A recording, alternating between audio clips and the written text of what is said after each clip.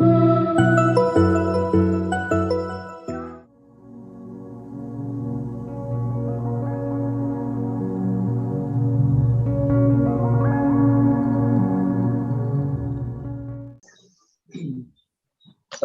जय मसीह की। परमेश्वर के धन्य नाम की स्तुति और महिमा। आज फिर से प्रभु की उपस्थिति में हमें बैठने के लिए प्रभु ने अनुग्रह दिया, तंदुरुस्ती दी और बल प्रदान किया। उसके लिए मैं प्रभु का धन्यवाद करता हूं। आप लोगों की प्रार्थनाओं के लिए भी मैं प्रभु का धन्यवाद करता हूं। मैं आपका आभारी हूं। परमेश्वर ने पिछले दिनों में हम सबों को अलग अलग स्थानों में अद्भुत रीति से संभाल के रखा। प्रभु की सारी आशीषों को हम स्मरण करके परमेश्वर को धन्यवाद देते रहें। और आज हम इब्राहिम के बारे में विचार करने जा रहे हैं। इब्राहिम परमेश्वर का मित्र, परमेश्वर का मित्र है इब्राहिम। उसके बारे में हम कुछ बातें विचार करने जा रहे हैं। हमारे आधार के लिए हम वचन को पढ़ेंगे। उत्पत्ति की पुस्तक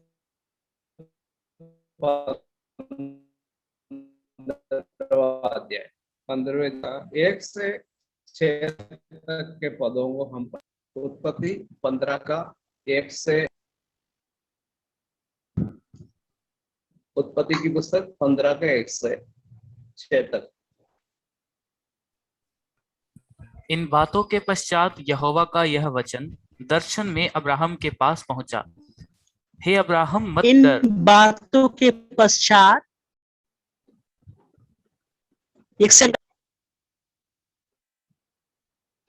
प्लीज रीड ब्रदर।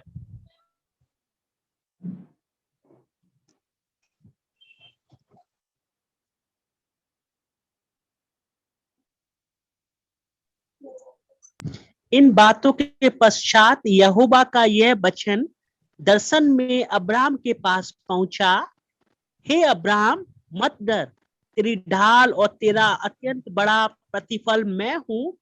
अब्राहम ने कहा, हे प्रभु यहोवा, मैं तो निर्बस हूं और मेरे घर का वारिस यह दमिश्कवासी एलीएजर होगा, अतः तू मुझे क्या देगा?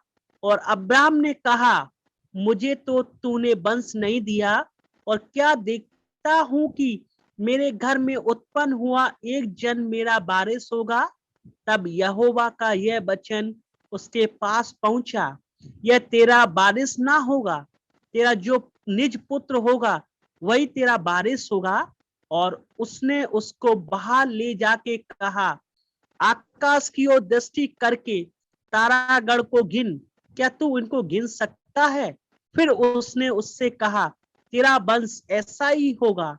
उसने यहोवा पर विश्वास किया और यहोवा ने इस बात को उसके लेखे में धर्म गिना। प्रेमी पिता, इस वचन को समझने के लिए हमारी बुद्धि को खोलिए और बड़े आनंद के साथ हमारा शेष मसीह जीवन जीने के लिए सहायता कीजिए। इसमें जुड़े सभी भाइयों को आशीष दे, शांति दे, समझ दे, अनुग्रह दे। प्रार्थना उद्धार करते यीशु मसीह के नाम में मांगते हैं, आमीन। परमेश्वर का मित्र इब्राहिम के बारे में हम पुराने नियम में और नए नियम में बार बार पढ़ते हैं। इब्राहिम परमेश्वर का मित्र, याकूब की पत्री में विशेषकर वो बात हम पढ़ते हैं। तो परमेश्वर का मित्र इस प्रकार का नाम और किसी को के बारे में हम नहीं पढ़ते हैं। और यहाँ पर 15वें अध्याय के शुरुआत में हमने देखा, इन बातों के पास यहोवा का यह वचन दर्शन में अब्राम के पास पहुंचा कि हे अब्राम मत डर, तेरी ढाल और तेरा अत्यंत बड़ा प्रतिफल मैं हूं। देखो यहाँ पर एक शब्द है दर्शन। दर्शन है, सपना है या स्वप्न है। दोनों में क्या अंतर है? दर्शन वो है जीते जागते जब प्रभु किसी से बात करते हैं उसको दर्शन कहते हैं। सोते हुए यदि प्रभु नींद के समय स्वप्न के द्वारा बातें करते हैं उसको स्वप्न बोलते हैं या सपना बोलते हैं। तो दर्शन जो है अलग है, स्वप्न अलग है, दोनों अलग अलग है। तो आप परमेश्वर के वचन में पढ़ेंगे कि परमेश्वर ने स्वप्न में उनसे बातें की, और कई जगह हम पढ़ते हैं परमेश्वर ने दर्शन दिया। तो यहाँ पर इब्राहिम से परमेश्वर बात कर रहे हैं, दिन में बात कर रहे हैं और स्पष्ट शब्दों से बात कर रहे हैं। तो आपको मालूम है, और ये मुझे बताने की जरूरत नहीं है, तो मित्र जो है घंटों तक बात करते हैं। कभी कभी हम अपने निकटतम बहुत ही नजदीक प्यारे मित्रों से जब मिलते हैं, रात भर हम बात करते रहेंगे, रात भर बात करते रहेंगे, और सुबह फिर बोलेंगे बाकी बातें अपन बाद में करेंगे। ऐसा करके हम जो है उसका विराम करते हैं। कभी कभी फोन पे बात होती है, घंटों तक बात होती है। और आपको मालूम है जब शादी होती है, शादी होने के पहले शुरुआत के दिनों में जब पति पत्नी बातें करते हैं तो घंटों तक बात करते हैं। तो जो है वो समय किससे निकल जाते हैं पता ही नहीं चलता है। तो फोन के द्वारा भी कभी ऐसे बात होती है, आमने सामने भी घंटों तक बात करते रहते हैं। तो क्या है, ये मित्र जो है आपस में इस प्रकार बात करते हैं। और इब्राहिम के साथ परमेश्वर ने जो है बार बार बातें की, बार बार बातें की। उदाहरण के लिए हम कई उदाहरण है, उनमें से एक उदाहरण है परमेश्वर ने शमूएल शमूएल एक बालक था, छोटा सा बालक था, उससे परमेश्वर ने बार बार बातें की, ऐसा हम वचन में पढ़ते हैं। और उस समय का याजक था, महायाजक था, एली नामक एक महायाजक रहा, और उनसे परमेश्वर ने एक बार भी बात नहीं की, एक बार भी परमेश्वर ने उनसे बातें की। और एली के बारे में जो कुछ बोलना था वो भी इस बालक से परमेश्वर ने बोला, और परमेश्वर ने उस बालक से बातें की। तो हम क्या समझ सकते हैं, मित्र से लो परमेश्वर भी बात करते हैं। इब्राहिम से जो है सब बातें प्रभु बात करते थे। तो हम जब 18वें अध्याय में आते हैं उत्पत्ति की पुस्तक, वहां परमेश्वर कहते हैं क्या मैं अपनी बातें इब्राहिम से छुपा के रखूं? जो बातें मैं करने वाला हूँ या जो कार्य मैं करने वाला हूँ, क्या वे बातें मैं इब्राहिम से छुपा के रखूं? इसका मतलब है ये रहा नहीं जाता परमेश्वर से कि उन बातों को परमेश्वर न बताए। तो इब्राहिम से सब बातें परमेश्वर खुलकर कहते थे, स्पष्ट रूप से कहते थे। तो इसके बारे में हम यहाँ पर पढ़ते हैं, अब्राम से परमेश्वर क्या कहते हैं। दर्शन में अब्राम के पास पहुंचा और कहते हैं, हे अब्राम मत डर, मत डर, तेरी ढाल और तेरा अत्यंत बड़ा प्रतिफल मैं हूँ। तो परमेश्वर किस प्रकार बात करते हैं कहते हैं मैं मत डर, शांति दिलाता है। परमेश्वर को मालूम है किस प्रकार अलग अलग लोगों से बात करना है। हमको कई बार नहीं आता है, हमको आपने भी अनुभव किया है, कभी कोई आपसे बात करते हैं आपका दिमाग खराब हो जाता है, आप घबरा जाते हैं किसी किसी से बात से। कई कई बार मेरे जीवन में भी ऐसा होता है, मेरी बात से कुछ लोगों को कुछ परेशानी हुई होगी क्योंकि मुझे बात करना नहीं आता है, लेकिन हमारा परमेश्वर जो है बात करना आता है। कौन कौन से लोगों से कैसे कैसे बातें करना है वो हमको समझ में आता है। जब सुसमाचार का अध्ययन करते हैं हम जानते हैं प्रभु यीशु मसीह ने लोगों से कैसे कैसे बातें की है।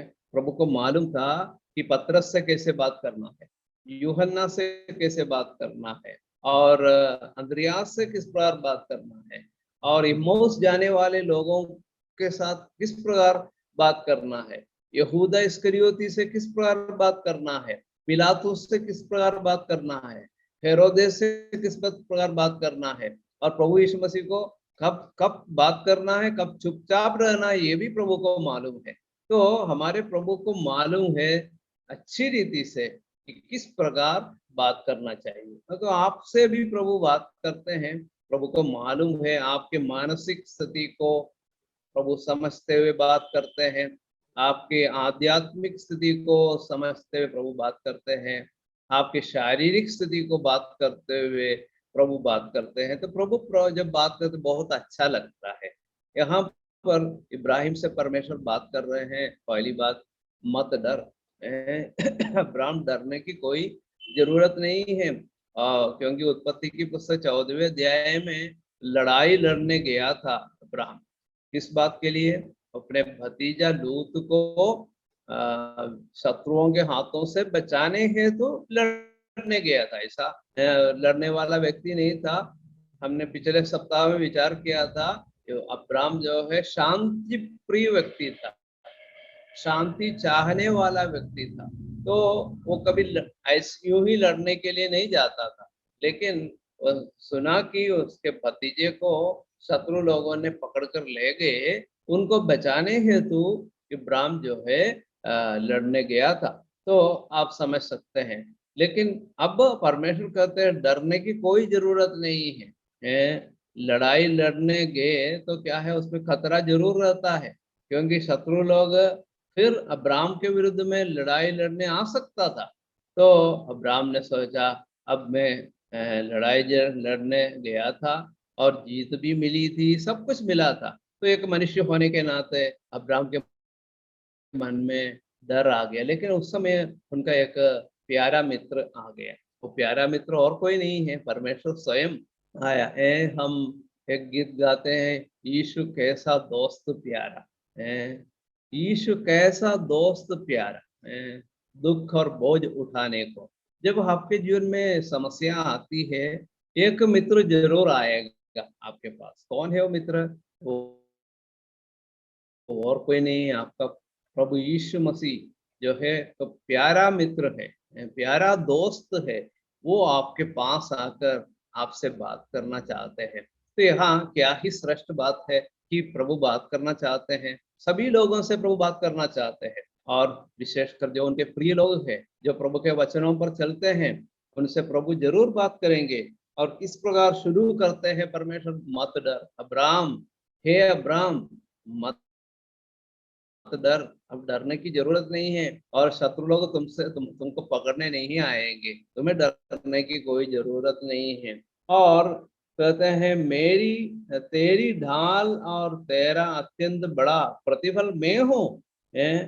तो ढाल जो है आपको मालूम है एक सुरक्षा का हथियार है। ढाल के द्वारा सुरक्षा मिलती है। यदि आपसे लड़ने के लिए कोई आएगा, ढाल चाहिए। पुराने जमाने में जब तलवार से लड़ाई लड़ने जाते थे या भाले के साथ लड़ाई लड़ने जाते थे, या किसी प्रकार के इसमें नुकीले जो हथियार होते थे, उन हथियारों के साथ, तीर कमान के साथ लड़ाई लड़ने जाते हैं, तो क्या है, एक बहुत ही आवश्यक एक हथियार है ढाल। और ढाल के द्वारा सुरक्षा मिलती है उस व्यक्ति को दूसरे शत्रुओं से और उनके तीरों से, उनके तलवार से, उनके हथियारों से सुरक्षा प्राप्त होती है। यहाँ पर ढाल, परमेश्वर के पास मैं ढाल बनकर आता हूँ, मैं तेरे साथ रहता हूँ, है ना। जीवित परमेश्वर एक जीवित ढाल है, और हर परिस्थिति में शत्रु के हाथ से और शत्रु के हथियारों से बचाने की क्षमता प्रभु में है। और साधारण तौर पर जो ढाल है, उस ढाल की एक सीमा रहती है। हमारे शरीर की सुरक्षा करने में उस ढाल की एक सीमा रहती है। अन्य एक अध्ययन में हम विचार कर रहे थे, यीशु मसीह ने कहा जीवन की रोटी मैं हूँ, जीवन का जल में हूँ। तो यीशु मसीह एक सादा रोटी नहीं है जिससे हमारी भूख मिट जाती है, या यीशु मसीह एक साधारण जल नहीं है जिसके द्वारा हमारी प्यास बुझ जाती है, लेकिन वो एक अद्भुत और महान रोटी है जीवित रोटी है या जीवन की रोटी है और जीवन का जल है, उसी प्रकार एक जीवन की ढाल है प्रभु यीशु मसीह है। वो प्रभु यीशु मसीह यदि ढाल बनकर आए, किसी भी प्रकार के शत्रु के हथियार आपके ऊपर कभी कामयाब न होगा। तो इस प्रकार की सुरक्षा प्रभु देते हैं। और अब्राहम जो है एक रीति से डरा हुआ था, लेकिन परमेश्वर कहते मैं ढाल हूँ, मैं तेरी ढाल हूँ, तुझे डरने की बिल्कुल भी आवश्यकता नहीं, मैं तेरी सुरक्षा करूंगा। तो हमारा परमेश्वर जो है हमारी सुरक्षा करने वाले। तो हम प्रभु को धन्यवाद दें। प्रभु यीशु मसीह के चेले भी कितने सुरक्षित थे। प्रभु यीशु मसीह के संग जब वे रहे, शत्रु जरूर आए, लेकिन शत्रुओं ने शिष्यों की कोई हानि नहीं पहुंचाई। प्रभु यीशु मसीह जब उनके साथ थे, किसी प्रकार की कमी नहीं थी, किसी चीज की कमी नहीं थी, किसी प्रकार की असुरक्षा की बातें उनके जीवन में नहीं थी। और प्रभु जो है पूर्ण रीति से उनकी सुरक्षा करने के लिए कवच के रूप में और ढाल के रूप में उनके साथ रहे। किसी ने किसी प्रकार की हानि उनके शिष्यों की नहीं पहुंचाई। कभी खतरा आई, आंधी तूफान की परिस्थिति भी उनके जीवन में आई और बहुत खतरे में थे, तब भी प्रभु यीशु मसीह ढाल बनकर उनकी सुरक्षा की है।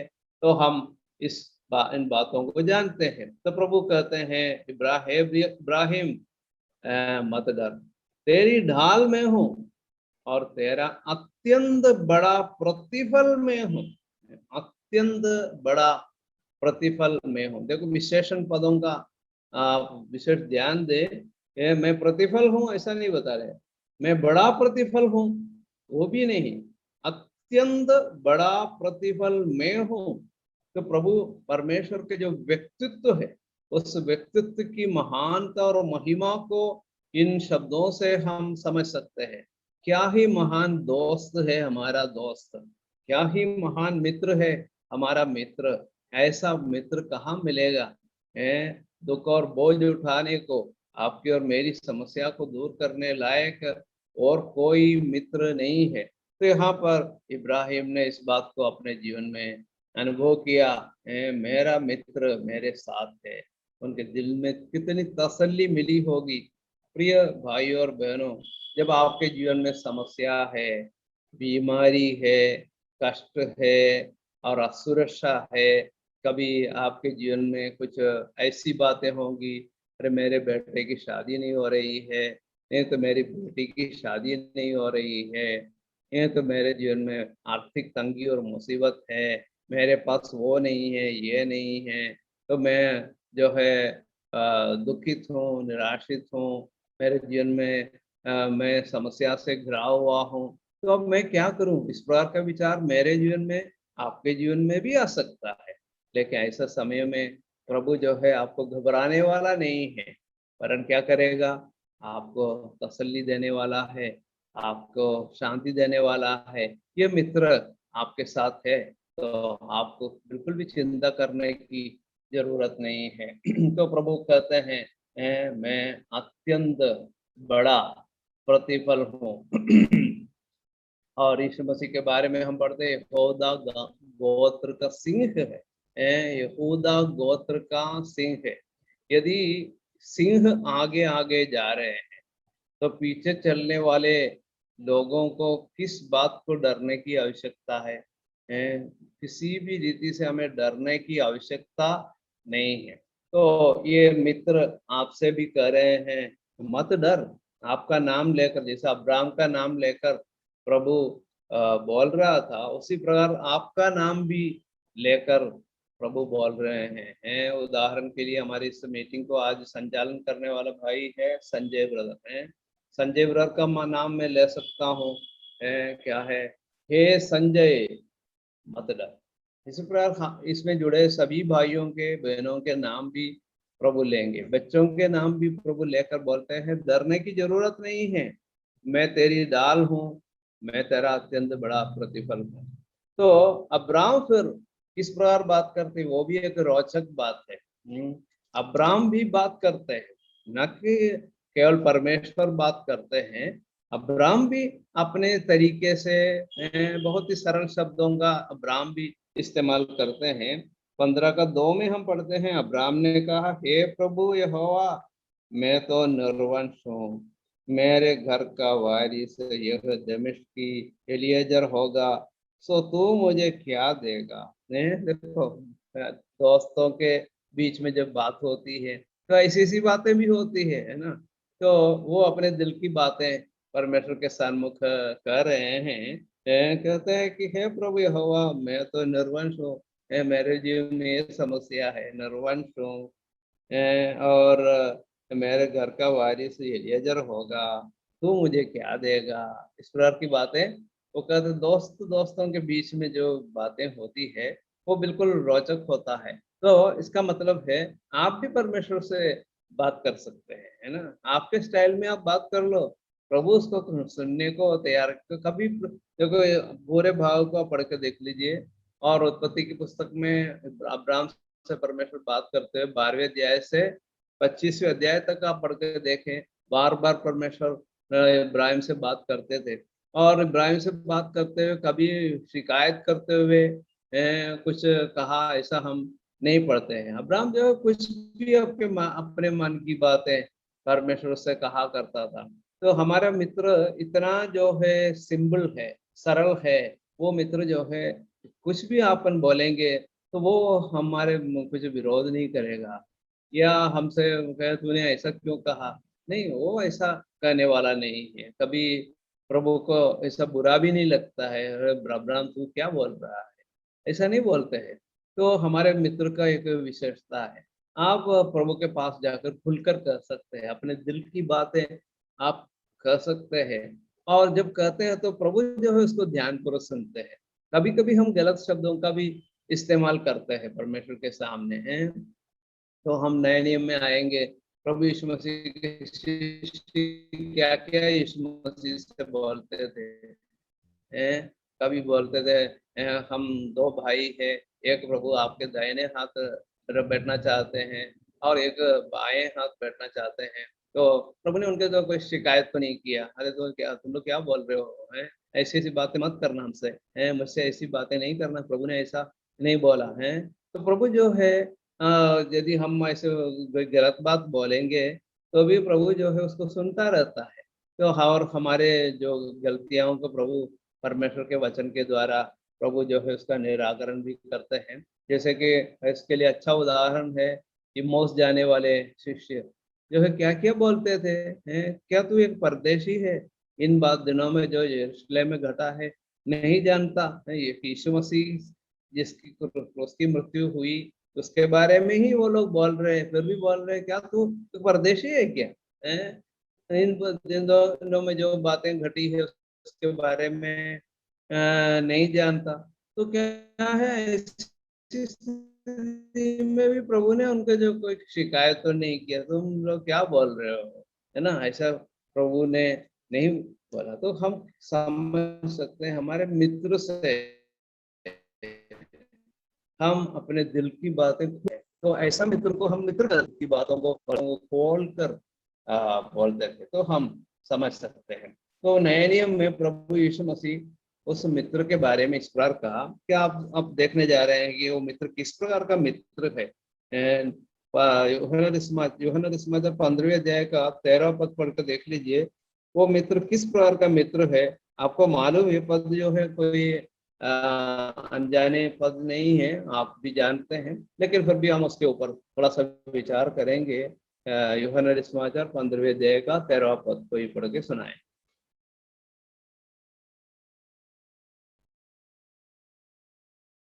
यूहन्ना 15:13।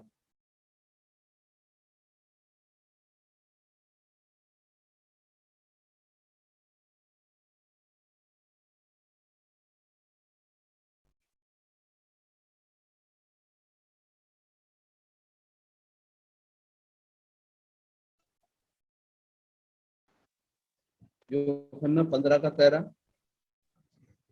इससे बड़ा प्रेम किसी का नहीं कि कोई अपने मित्रों के लिए अपना प्राण दे। हाँ, धन्यवाद भाई। ठीक है, तो यहाँ पर क्या हम क्या देखते हैं, इससे बड़ा प्रेम किसी का नहीं। कौन बोल रहा है? प्रभु यीशु मसीह बोल रहा है, इससे बड़ा प्रेम किसी का नहीं कि कोई अपने मित्रों के लिए अपना प्राण दे। इसका तात्पर्य क्या है? यीशु मसीह का प्रेम भी इससे बड़ा नहीं है। तो आप गलत मत समझिए मैं क्या बोल रहा हूँ। प्रभु यीशु मसीह ने कहा इससे बड़ा प्रेम किसी का नहीं कि कोई अपने मित्रों के लिए अपना प्राण दे। तो आप एक आधा हिस्सा तो आप मान लेंगे, मित्रों के लिए प्राण देना बड़ा प्रेम है। लेकिन यीशु मसीह ने प्राण दिया, किसके लिए प्राण दिया? रोमियो के पत्र 5:8 में हम पढ़ते हैं, परमेश्वर अपने प्रेम की भलाई इस रीति से प्रकट करता है कि जब हम पापी ही थे तभी मसीह हमारे लिए मरा। तो यीशु मसीह ने हम मित्र नहीं थे, हम पापियों के लिए और शत्रुओं के लिए अपना प्राण दिया है। हम भक्तिहीनों के लिए अपना प्राण दिया है, हम अधर्मियों के लिए अपना प्राण दिया है, हम कुकर्मियों के लिए अपना प्राण दिया था। हम जब बलहीन थे उस समय प्रभु ने प्राण दिया था। तो हम क्या समझ सकते हैं? यीशु मसीह का प्रेम उस समय प्रकट हुआ जब हम लायक नहीं थे। लेकिन यहाँ पर यीशु मसीह क्या कह रहे हैं? इससे बड़ा प्रेम किसी का नहीं कि कोई अपने मित्रों के लिए अपना प्राण दे। हम शत्रु थे, लेकिन प्रभु ने क्या है, मित्रों के लिए अपना प्राण दिया। इसका तात्पर्य क्या है? प्रभु यीशु मसीह ने शत्रुओं को मित्र समझा। ये कठिन बात है ना। इसलिए मैंने कहा यीशु मसीह का प्रेम भी इससे बड़ा नहीं है। यीशु मसीह हमारे लिए ये कठिनाई है कि एक शत्रु को मित्र समझना मेरे लिए कठिन है, आपके लिए कठिन है। एक शत्रु को हम कभी भी मित्र नहीं समझेंगे। कैसे समझेंगे? नहीं समझ सकते। कोई भरोसा हम नहीं रखेंगे उसके ऊपर, क्योंकि वो हमारा शत्रु है। लेकिन शत्रु को भी प्रभु यीशु ने क्या किया? मित्र समझा। कैसा मित्र समझा? बहुत ही एक प्यारे मित्र के समान समझकर मेरे लिए और आपके लिए क्रूस पर अपना प्राण दे दिया। इसलिए यीशु मसीह ने ऐसे प्रार्थना की। क्या प्रार्थना की? पिता इन्हें क्षमा कर, मेरे मित्रों को क्षमा कर, क्योंकि जानते नहीं कि क्या कर रहे हैं। तो ये प्रभु ने ऐसा नहीं सोचा कि ऐसे लोग सब मेरे शत्रु है, पिता मैं इन शत्रुओं के लिए भी मैं मर रहा हूँ। ठीक है, कुछ भी हो, अरे शत्रु हो तो भी उनके लिए मर जाते हैं, ऐसा नहीं सोचा। अब बात समझ में आ रही है? यीशु मसीह ने क्या कहा? इससे बड़ा प्रेम किसी का भी नहीं कि कोई अपने मित्रों के लिए अपना प्राण दे। तो मित्रों के लिए प्राण देना सबसे बड़ा प्रेम समझा जाता है। पर यह बात ये है, हम जब शत्रु थे प्रभु यीशु मसीह ने मुझे और आपको मित्र समझा। कैसा मित्र समझा?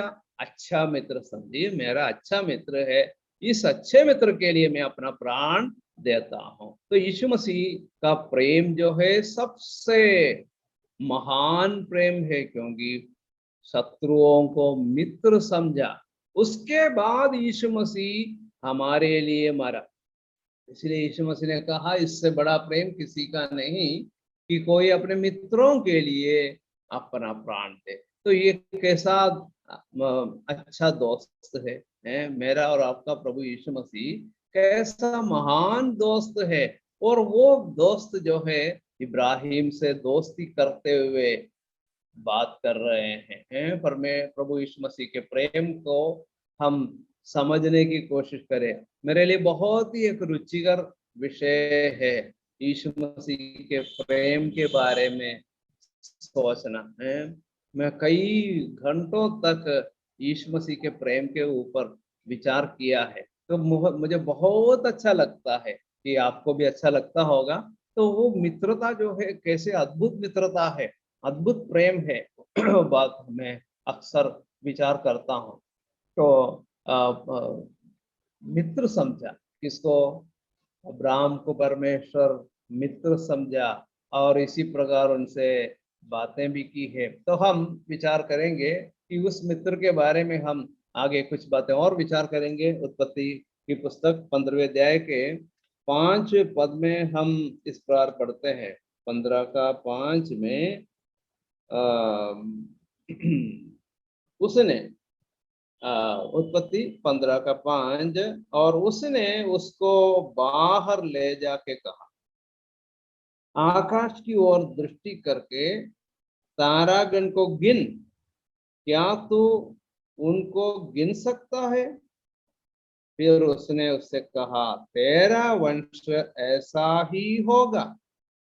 उसने यहोवा पर विश्वास किया और यहोवा ने इस बात को उनके लेखे में धर्म गिना या धार्मिकता गिना।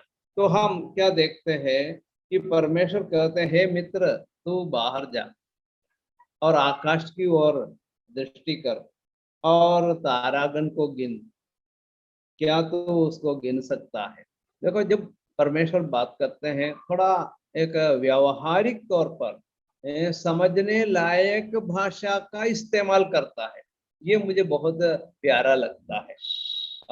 जब भी प्रभु यीशु मसीह ने लोगों से बातें की, बहुत सरल उदाहरणों का इस्तेमाल किया है, सहारा लेकर उनको समझाया है, सरल सा उदाहरण देकर उसका सहारा लेकर यीशु मसीह ने समझाया। प्रभु यीशु मसीह के उपदेशों की विशेषता ये है, कई विशेषताएं हैं, उनमें से एक विशेषता ये है कि बहुत ही सरल उदाहरण को प्रभु यीशु मसीह कहते। पहले जैसे मैंने कहा, रोटी का उदाहरण देते हैं, जल का उदाहरण देते हैं, भेड़ का उदाहरण देते हैं और चरवाहे का उदाहरण देते हैं। इस प्रकार जो है, जो समझने लायक शब्दों का इस्तेमाल करते हैं। मित्र की एक विशेषता है, मित्र जो है इसे कठिन कठिन शब्दों का इस्तेमाल करते हैं, ऐसा नहीं है। बहुत ही सिंपल सादा शब्दों का ही इस्तेमाल करते हैं। आपको मालूम है, तो ये परमेश्वर भी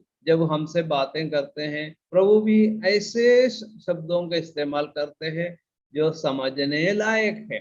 तो यहाँ पर वो बात भी हम देखते हैं। देखो, तारागण को किसने नहीं देखा है? बाहर जाके उनको दिखाया और बोला कि गिन के देख ले, गिन सकते हो तो गिन, क्या तो उनको गिन सकता है? फिर उसने उनसे कहा, तेरा वंश ऐसा ही होगा। मेरे मित्र, तेरे वंश भी इस प्रकार होगा। तो परमेश्वर की महानता उसमें छिपी हुई है, जो हम समझ भी नहीं सकते हैं। ऐसी भेद भी उस प्रयोग में छिपी हुई है। यहाँ पर हम समझ सकते हैं कि परमेश्वर इनडायरेक्टली या परोक्ष रूप से कह रहे हैं, मैं गिन सकता हूँ। अब्राहम तू गिन नहीं सकता, लेकिन मैं गिन सकता हूँ। आप पढ़ेंगे भजन संहिता 147 का 4।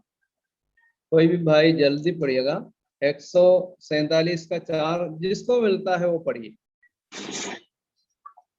मैं पढ़ रहा हूँ सर। 147 वह तारों की पढ़िए। वह तारों को गिनता और उनमें से एक एक का नाम रखता है। क्या कितनी आश्चर्य की बात है हमारे परमेश्वर के बारे में। क्या लिखा गया है? वह तारों को गिनता और उनमें से एक एक का नाम रखता है।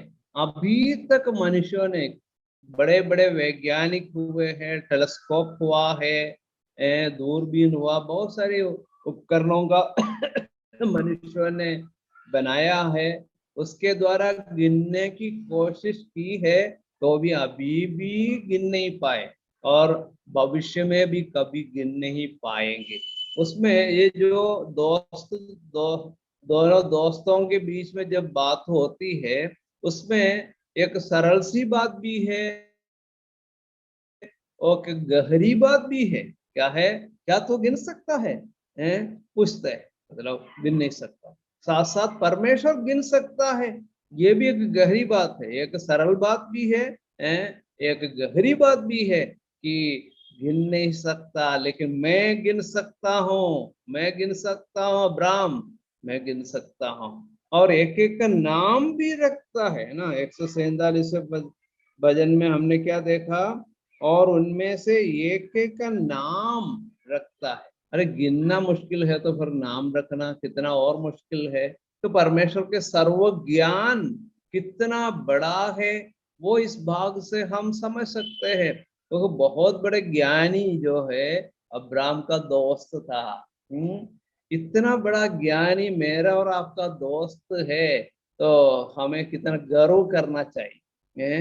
अरे मेरा दोस्त एक साधारण व्यक्ति नहीं है, बहुत बड़ा ज्ञानी है, सर्वज्ञानी मेरा दोस्त है, सर्वशक्तिमान मेरा दोस्त है या मेरा मित्र है। तो ये जानकर आपको और मुझे कितनी खुशी होनी चाहिए, कितना आनंद होना चाहिए। अब्राहम के जीवन में परमेश्वर ने बहुत आनंद प्रदान किया है। तो अय्यूब की पुस्तक में भी लिखा है 9वें अध्याय के 7वें पद में क्या है, मुहर लगाता है। वो पद भी जरा पढ़ के देख लेंगे। अय्यूब की पुस्तक 9वें अध्याय का 7वां पद, अय्यूब 9 का 7 क्या लिखा है?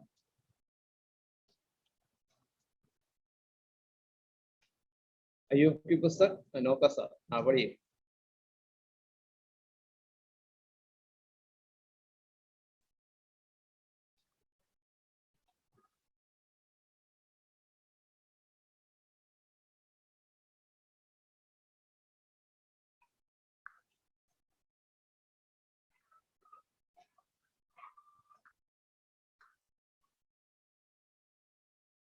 हाँ अय्यूब की पुस्तक 9 का 7 पढ़िए।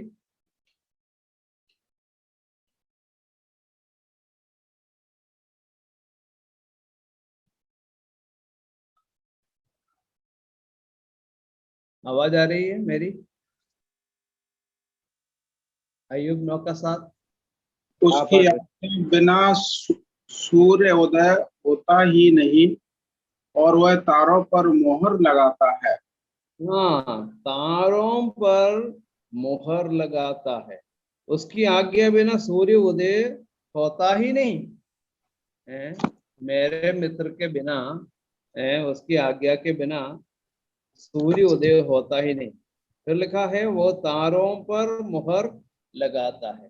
तो ये जो है हमारा मित्र जो है साधारण मित्र नहीं है, और उस मित्र ने हमारे लिए क्रूस पर अपने प्रेम को प्रकट किया। ये है अब उसकी जो क्या बोलना चाहिए चरम सीमा है। उस मित्र ने ये नहीं बोला कि मैं प्रेम करता हूँ, मैं प्रेम करता हूँ, मैं प्यार करता हूँ, मैं प्यार करता हूँ, ऐसा बोलने वाला मित्र नहीं हमारा। लेकिन उस प्रेम को प्रभु यीशु ने क्रूस पर दिखा दिया। ये है मेरा प्रेम, है ना। हम इसलिए पढ़ते हैं परमेश्वर अपने प्रेम की भलाई इस रीति से प्रकट करता है कि demonstrates his love in this. परमेश्वर अपना प्रेम को डेमोन्स्ट्रेट या एक्सिबिट करते हैं, उसको जो है प्रदर्शित करता है। तो परमेश्वर अपने प्रेम को प्रदर्शित किया क्रूस पर। पुराने नियम में वो प्रेम इस प्रकार प्रकट नहीं हुआ। नए नियम में सचमुच में वो प्रेम क्या है, परमेश्वर ने अपने प्रिय पुत्र के द्वारा उनके क्रूस की मृत्यु के द्वारा प्रकट किया। ये है, ये प्रेम क्या है, ये है। तो प्रभु यीशु मसीह ने क्रूस पर उस प्रेम को प्रकट किया है। तो यीशु मसीह ने अपने बारे में कहा, अच्छा चरवाहा मैं हूँ। अच्छा चरवाहा अपनी भेड़ों के लिए अपना प्राण देता है। तो उस बात को थोड़ा विचार करके हम आज अपने अध्ययन को समाप्त करेंगे। उस अच्छे मित्र के बारे में हम उस बात को विचार करके समाप्त करेंगे। यूहन्ना समाचार अध्याय 10 में जाएंगे। यीशु मसीह क्या कहते हैं उसका 11वां पद, यूहन्ना 10 का 11। कोई भी भाई जल्दी पढ़िएगा। अच्छा चरवा मैं हूँ, अच्छा चरवा भेड़ों के लिए अपना प्राण मैं हूँ, अच्छे भेड़ों के लिए अपना प्राण देता है। ठीक है, धन्यवाद दोनों भाइयों को, धन्यवाद। क्या है? अच्छा चरवाहा भेड़ों के लिए अपना प्राण देता है।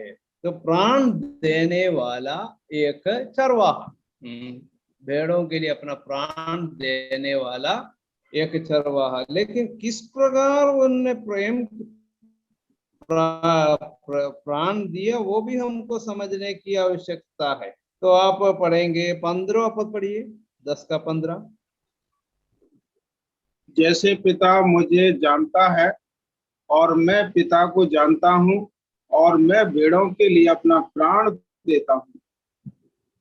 अच्छा, मतलब जानते हुए प्राण देने वाला, मतलब प्रभु ने कहा अच्छा चरवाहा मैं हूँ, अच्छा चरवाहा भेड़ों के लिए अपना प्राण देता है।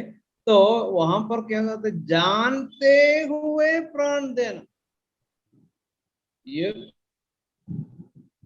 कोई छोटी बात नहीं है। प्रभु ने जान लिया मैं किस प्रकार का व्यक्ति हूँ। प्रभु यीशु मसीह ने कहा मैं सबको जानता हूँ, मैं सबको जानता हूँ, मुझे मेरे पकड़वाने वाले को मैं जानता हूँ। मतलब इस यहूदा इस्करियोती को जान लिया, और यहूदा इस्करियोती के लिए प्रभु यीशु ने अपना प्राण दिया। पतरस को जान लिया, पतरस के लिए अपना प्राण दे दिया। इस संसार में रहने वाले सभी लोगों को प्रभु यीशु मसीह ने जान लिया और प्राण दिया। ये तो समझना थोड़ा कठिन बात है। प्रभु यीशु मसीह किसके लिए प्राण दे रहे हैं, उनको जानते हुए प्राण दिया। इसलिए कहा है जानते हुए मैं प्राण दिया। और किस प्रकार जानता था वो भी समझने में एक रोचक बात है। 14 पद पढ़ेंगे तो समझ में आएगा किस प्रकार प्रभु हमको जानते हैं। 10 का 14।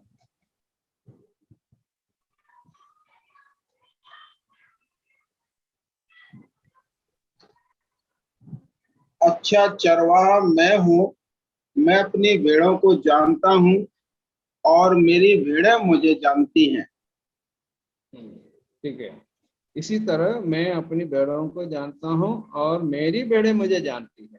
तो जिस प्रकार पिता यीशु मसीह को जानता है और यीशु मसीह पिता को जानता है, ठीक उसी प्रकार यीशु मसीह अपनी भेड़ों को जानता है और भेड़ें उनको जानती है।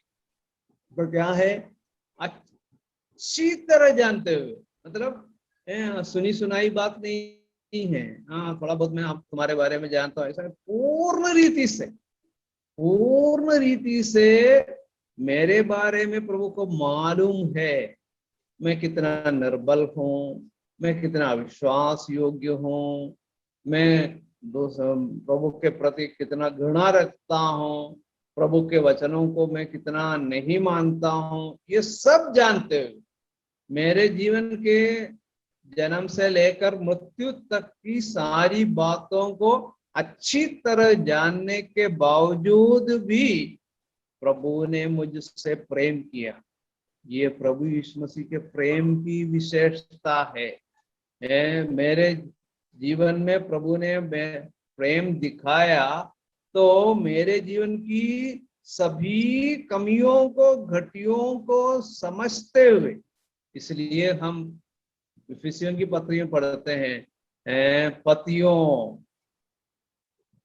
जैसा मसीह ने कलीसिया से प्रेम किया और उसके लिए अपना प्राण दिया, ठीक उसी प्रकार पति भी अपनी पत्नी से प्रेम करे।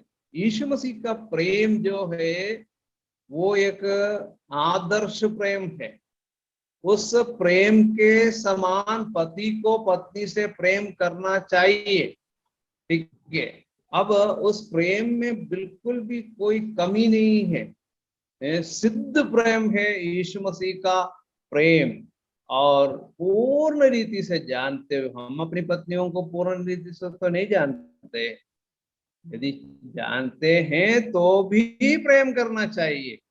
पत्नी में कोई कमी है, घटी है, उनकी बात में, उनके कार्य में, उनके आचरण में, उनके मनोभाव में कोई गलती है, कमी है, तो भी पत्नी से प्रेम करना चाहिए, क्योंकि यीशु मसीह का प्रेम वो है। तो इसलिए प्रभु यीशु मसीह ने मेरे और आपके ऊपर ऐसा प्रेम दिखाया है। ठीक है, हम आगे जाएंगे। यूहन्ना समाचार 10वें अध्याय में उसका 18वां पद, 10 का 18।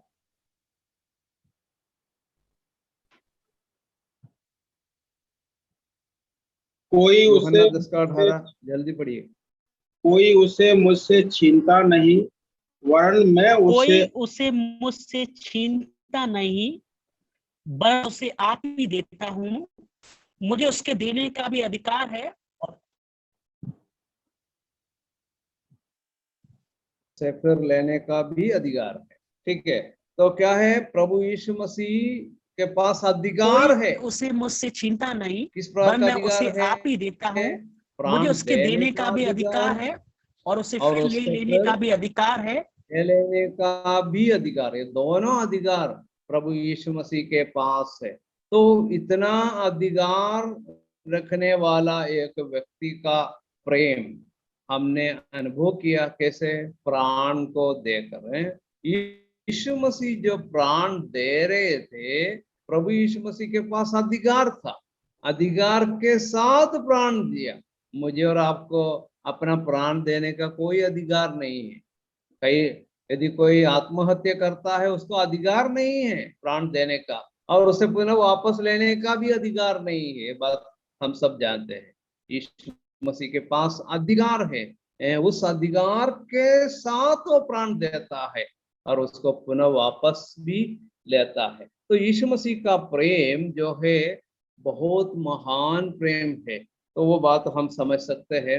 वहाँ यीशु मसीह ये भी कहते हैं, पिता मुझसे प्रेम करता है कि मैं अपना प्राण देता हूं और उसे फिर ले लूं। पिता परमेश्वर से प्रेम करते हुए यीशु मसीह ने अपना प्राण दे दिया, साथ साथ मुझसे और आपसे भी प्रेम करते हुए अपना प्राण दे दिया है। क्या ही महान दोस्त है हमारा प्रभु यीशु मसीह। उस मित्रता को हम अपने जीवन में अनुभव करते हैं। प्रभु यीशु मसीह की मित्रता आपके साथ है प्रिय भाई और बहनों। वो सच्चा मित्र आज भी स्वर्ग में जीवित है, और वो सच्चा मित्र एक दिन हमको अपने संग ले जाने के लिए आने वाले हैं, और उस सच्चे मित्र के साथ हम हमेशा हमेशा के लिए रहेंगे भी। वो उस धन्य दिन की हम कामना करते हुए, हम परमेश्वर की महिमा करते हुए इस दुनिया में अपना जीवन व्यतीत करें। अब्राहम परमेश्वर का मित्र था, या परमेश्वर अब्राहम का मित्र था। एक घनिष्ठ मित्रों के बारे में हमने विचार किया, लेकिन हमारा सबसे घनिष्ठ मित्र हमारा प्रभु यीशु मसीह स्वयं है, और उस मित्र से हम मिलेंगे। उसके साथ मेरी और आपकी दोस्ती हुई है, वो क्या ही श्रेष्ठ बात है। उस पर उन्होंने अपने प्राण दिया, और देकर, उस प्राण देकर मुझे और आपको मोल लिया, और मुझे और आपको अपना मित्र बना दिया। उनकी मित्रता को समझते हुए हम बड़े भय और भक्ति के साथ इस दुनिया में अपना श्रेष्ठ जीवन व्यतीत करें। प्रभु इन वचनों के द्वारा आप सबों को स्वर्गीय का आशीष प्रदान करे। परमेश्वर के धन्य नाम की स्तुति और महिमा हमेशा हमेशा होती रहे। जय मसीह की। सबको धन्यवाद।